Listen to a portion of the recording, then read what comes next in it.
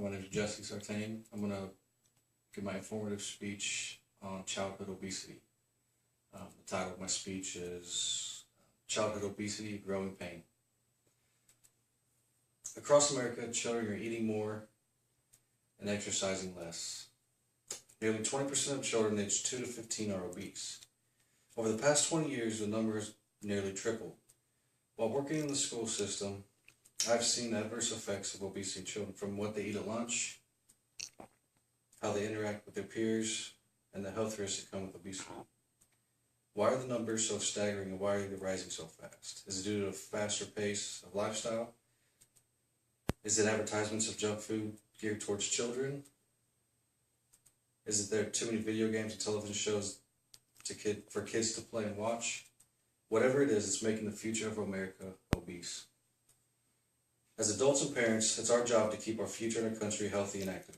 I would like to share with you some information about obesity, what it is, contributing factors, how is it affecting our youth, and what we can do about it. So, what is obesity? The Center for Disease Control and Prevention defines obesity as a disorder involving excess body fat that increases the risk of health problems. Obesity is also defined as body mass index at or above the 95th percentile for children of the same sex and age. Children with a BMI at or above 85th percentile but below the 95th percentile are considered overweight. Let's take a look at what is causing obesity in children. The causes of obesity in children are attributed to many factors. Genetics, lifestyle, and in some cases medications and certain health problems are all responsible for overweight children.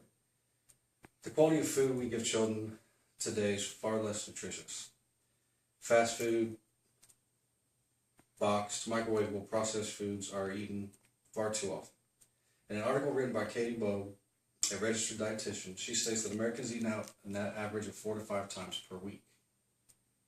One meal from a fast food restaurant has about the amount of calories a child should get for the entire day.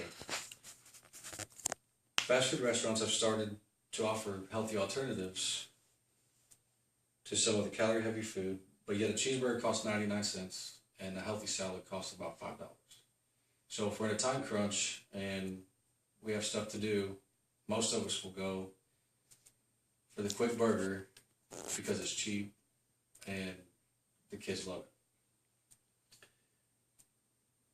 I'm not blaming the fast food industry for the entire childhood obesity dilemma we are facing, but offering a 450 calorie cheeseburger with a smiley face isn't helping much.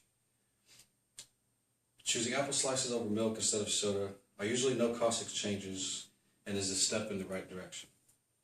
But it's our responsibility to help children make those healthy exchanges. It is also our responsibility to help kids make the right choices by example. Like when we go to the supermarket, showing them what to eat, what not to eat, the healthy stuff versus the non-healthy stuff.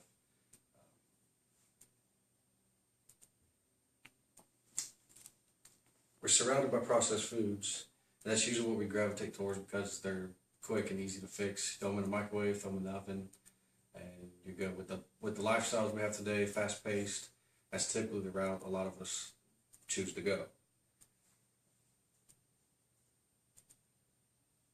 Another cause of childhood obesity is the sugary drinks consumed.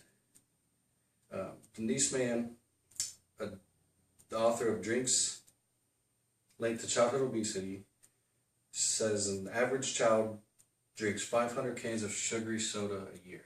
That's nearly 2 a day.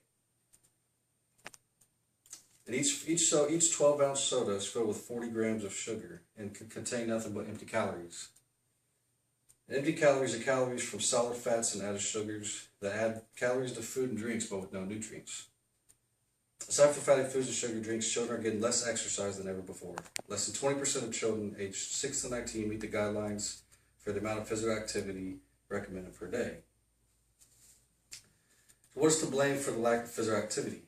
Numerous factors play the part in the lack of exercise children get today.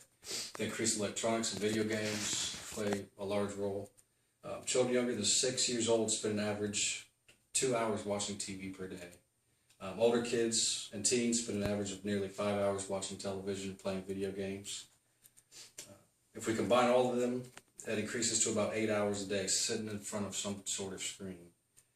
When we sit in front of screens, that means we're not exercising, we're not being up, we're not moving, we're not being active.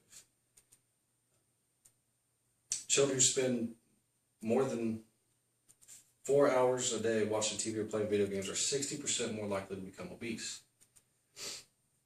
The American Academy of Pediatrics recommends limiting children over 2 years old to 1 to 2 hours of screen time per day.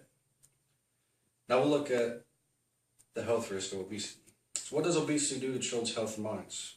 Obese children are at risk for serious health conditions like type 2 diabetes, high blood pressure, high cholesterol, and breathing problems such as sleep apnea and asthma, which make it hard to exercise. In one study, 70% of obese children had at least one cardiovascular disease risk factor, and 40% of them had 2 or more. Overweight children are also at risk for developing a low self-esteem from being bullied and teased at school by their peers. They're also more likely to become depressed, have a higher chance of substance abuse, and a very high risk of becoming obese adults. So who's to blame for the obesity problem in children? Is it the parents, the media, the school system, the increase in electronics, decrease of physical activity? The answer is all the above. Probably parents are more to blame than anything else. If the problem is not health related, that is. Parents are responsible for feeding their children, restricting how much time they watch TV and play video games, and giving them opportunities to be active.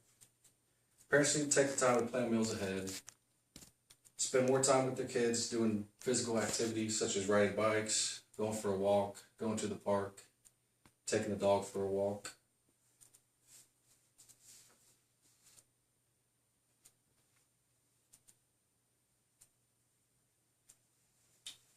So my conclusion, I discussed what obesity was, the causing of obesity in children, and the health risk. So, and a little bit on what we can do about it. We can point the fingers at many reasons to why children are obese, but I believe that parents must take control and manage what their children eat, how they play, and how they spend their free time.